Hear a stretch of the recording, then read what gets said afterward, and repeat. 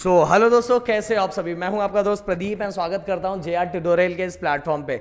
Start करने से पहले दोस्तों मैं आप सभी को बता देना चाहता हूं कि इस प्लेटफॉर्म पे 7th 8 9 10 11 12 हर क्लास के सभी वीडियो लेक्चर्स कंटिन्यू आ रहे हैं।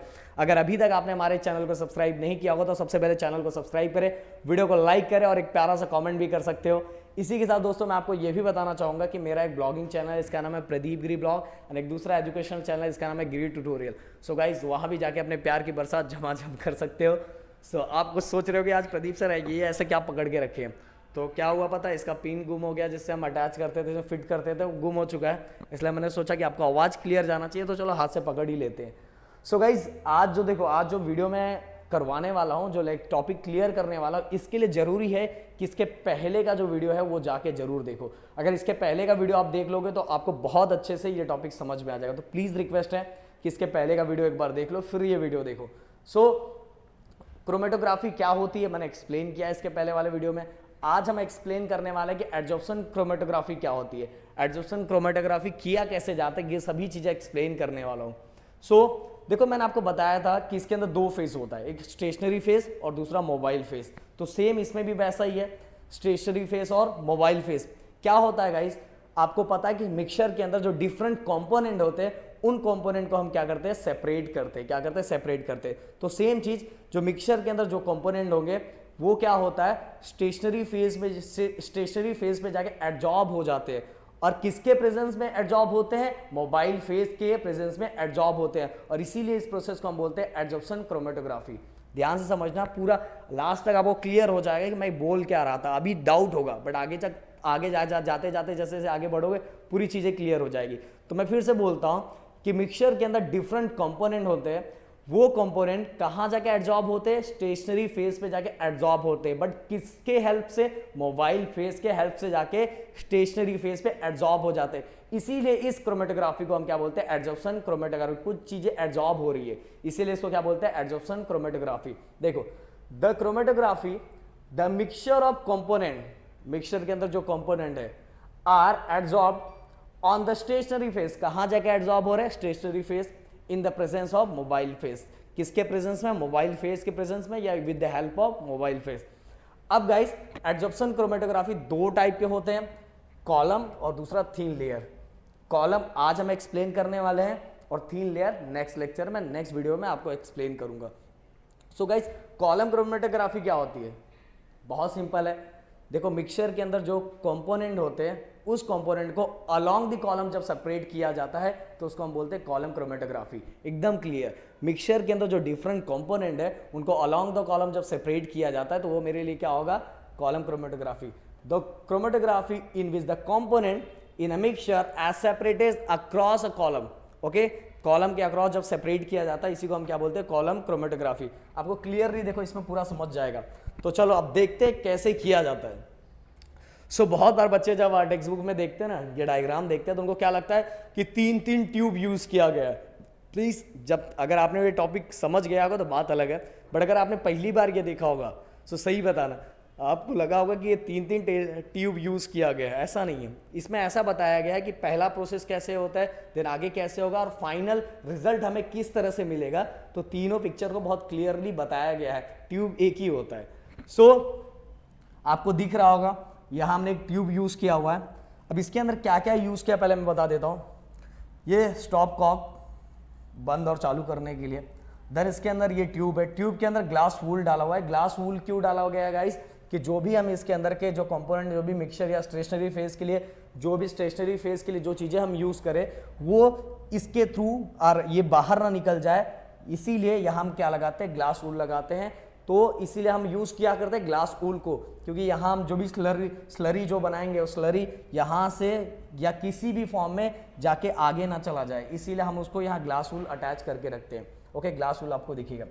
अब guys stationary phase, stationary phase में क्या होता है, क्या यूज किया जाता है स्टेशनरी फेज। स्टेशनरी फेज में ज्यादातर सिलिका और एल्यूमिना ये पाउडर फॉर्म में यूज किया जाता है, बट पाउडर फॉर्म के बाद इसको थोड़ा स्लरी बनाया जाता है। स्लरी कैसे बनाया जाता है, एल्यूमिना और जो हमारा सिलिका है उसके अंदर लेस अमाउंट ऑफ कोई सॉल्वेंट यूज किया जाता है, सॉल्वेंट यूज करके हम उसको थोड़ा स्लरी बना देते हैं। स्लरी आप ऐसा बोल सकते हैं सेमी सॉलिड, कैसा रहता है सेमी सॉलिड, बहुत ज़्यादा लिक्विड फॉर्म भी नहीं या बहुत ज़्यादा सॉलिड फॉर्म भी नहीं, तो सेमी सॉलिड बनाया जाता है। क्योंकि जो हमारा सिलिका होता है गाइस, सिलिका और या तो alumina, different solvent different stationary phase में बहुत सारी चीज़ें यूज़ किए जाते हैं, बट जनरली हम कॉलम के लिए सिलिका और क्या यूज़ करते हैं, सिलिका या तो एल्यूमिना यूज़ करते हैं। ये दोनों पाउडर फॉर्म में रहते हैं, पर इसके अंदर हम less amount of solvent use करते हैं। सॉल्वेंट यूज़ करके हम क्या बनाते हैं, उसको स्लरी जैसा बना, स्लरी जैसा, अब दलदला जैसा बोल सकते, दलदला हाँ दलदले जैसा बोल सकते हो कि वो सेमी सॉलिड होता है, ज़्यादा लिक्विड भी नहीं होता और पूरी तरह से सॉलिड भी नहीं होता।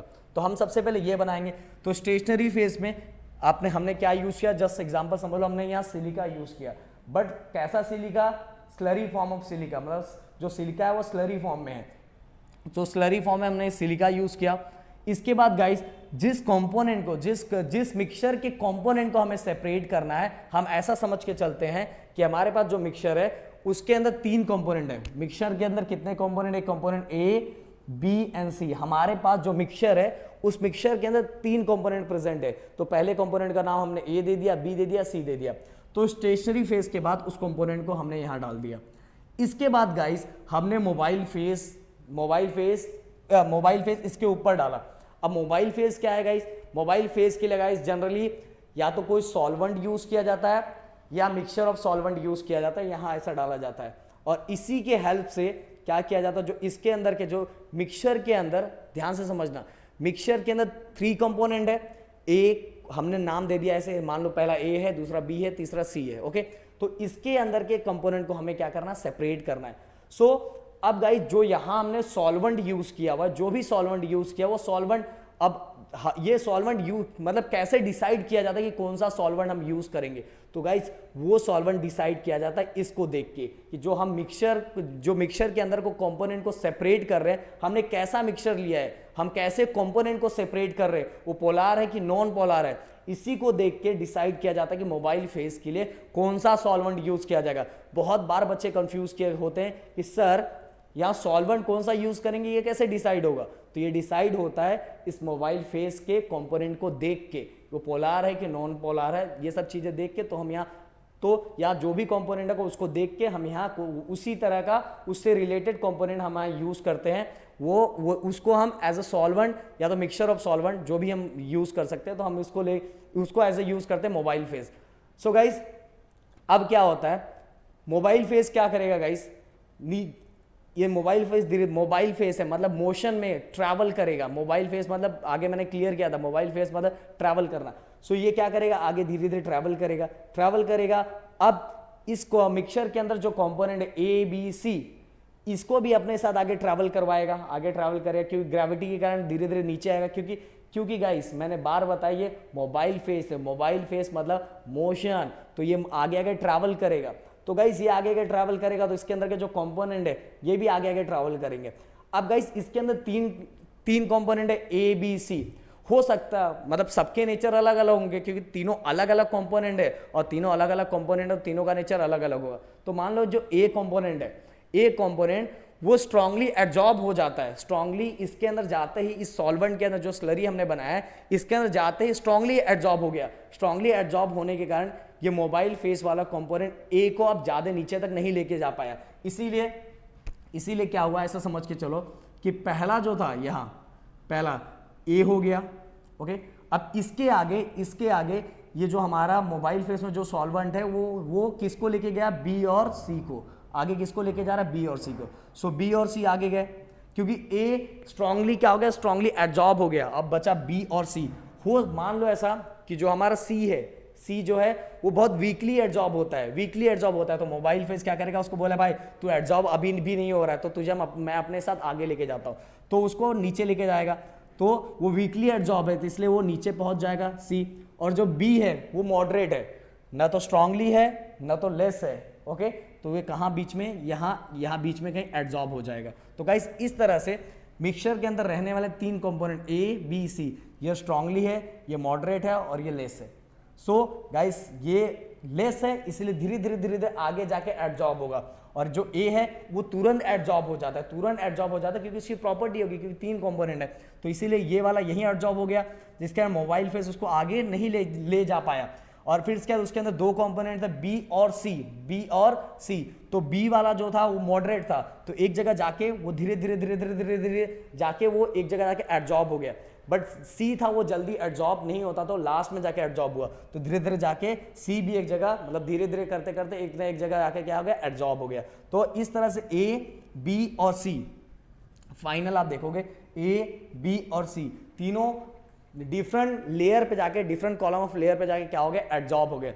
और तीनों गाइस, तीनों का कलर देखा जाएगा ना, तो तीनों का कलर डिफरेंट रहेगा, सेम कलर नहीं दिखेगा, हमें समझ में आ जाएगा। उस ट्यूब के अंदर हम देखेंगे तो हमें क्लियर हो जाएगा, 3 कॉलम के अंदर 3 लेयर अलग अलग सेपरेट क्रिएट हो जाएंगे, ए, बी, सी। और फिर इसके बाद हम क्या करेंगे, टैब ओपन करेंगे, टैब ओपन करके पहले सी को बाहर निकाल लेंगे, फिर इसका बी को आप बाहर निकालेंगे, देन अगेन ए सेपरेट हो जाएगा। तो इस तरह से मिक्सचर के अंदर रहने वाले कंपोनेंट, मोबाइल फेस ट्रैवल करता है, और ट्रैवल करने के टाइम इसके अंदर के कंपोनेंट को अपने साथ लेते जाता है, बट जो सबसे स्ट्रांगली है वो इसके अंदर एडजॉर्ब हो गया स्टेशनरी फेस में।